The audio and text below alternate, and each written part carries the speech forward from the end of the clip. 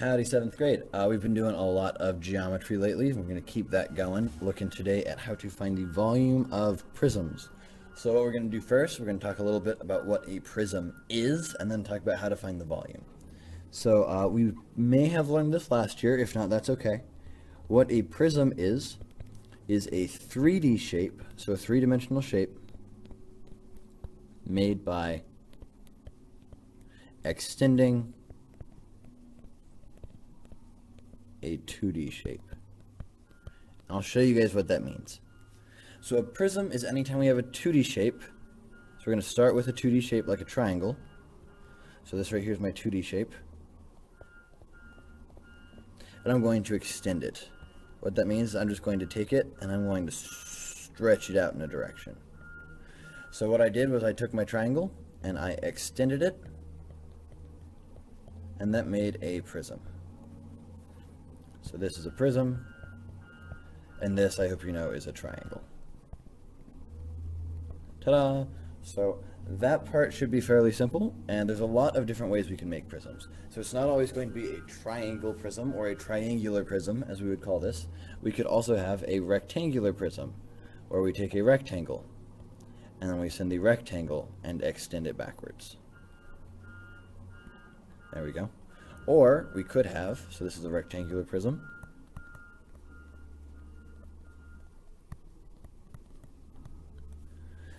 We could have, let's say, a pentagon.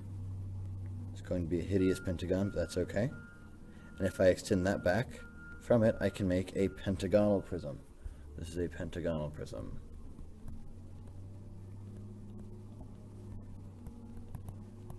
Or since we just went over how trapezoids work, maybe we want to be able to make a trapezoidal prism. And all these are 3D shapes, so I know it's kind of hard to picture that off of a 2D image, but that's okay.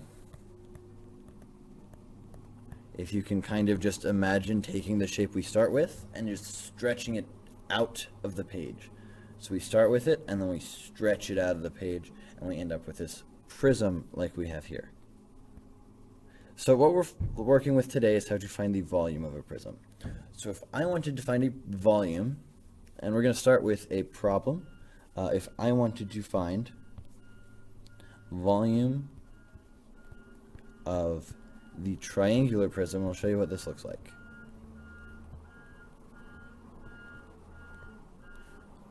And if it looks, let's make it a nice simple triangle with a 10 here and a 5 there. And this is going to be 20 going backwards. If I wanted to find the volume of this, what I'm going to do is I'm going to start by finding the area of my shape.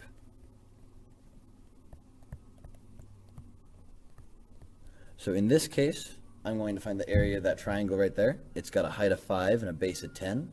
So my 1/2 times my base times my height is going to be 1/2 times base is 10, height is 5, and 1/2 times 10 is 5. 5 times 5 is 25. So that'd be the area of my shape.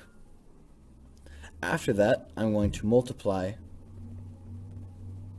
by the depth of my prism.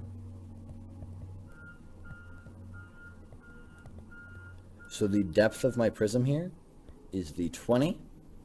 So I'd multiply 25 times 20, and I would end up getting 500, and that would be my final answer. And that's all we're going to do here, is we're going to find the area of a shape and multiply by the depth of the prism. So let's try a different problem real quick, which is going to be to find volume, and we're going to have a trapezoidal prism here. Figured we just worked with trapezoids, we may as well. So if this is a horribly drawn prism, I'm sorry about that. Let's see if we can't fix it a little bit. Close enough. So let's make the top be 7, the bottom be 9, and the height be 5, and then the length here is going to be 12. So sorry for my terrible drawing skills, but this top part should be 7, height of 5, bottom base is 9, and length is 12.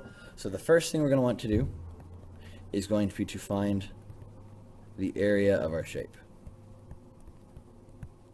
And our shape here is a trapezoid. We should now know how to find the area of a trapezoid, and that's going to be base 1 plus base 2 over 2 times the height. So our two bases are 9 and 7, so we can add those together. I would get 16 over 2 times our height, which is going to be 5 right there. So I end up with 8 times 5, or 40. And that's going to be the area of my shape. So now I just need to multiply by the depth of the prism, which in this case is 12. So I end up with 40 times 12, which is going to be 480, and that is my final answer. So as kind of a nice formula, we have that the volume is equal to the area, let me label this volume, of our prism is going to equal the area times the depth. And this is how this is normally written down. V equals AD, volume equals area times depth. And this right here is the nifty formula that we can use anytime we see a prism to find its volume. So make sure we do the lesson practice there, and I will see y'all in class tomorrow.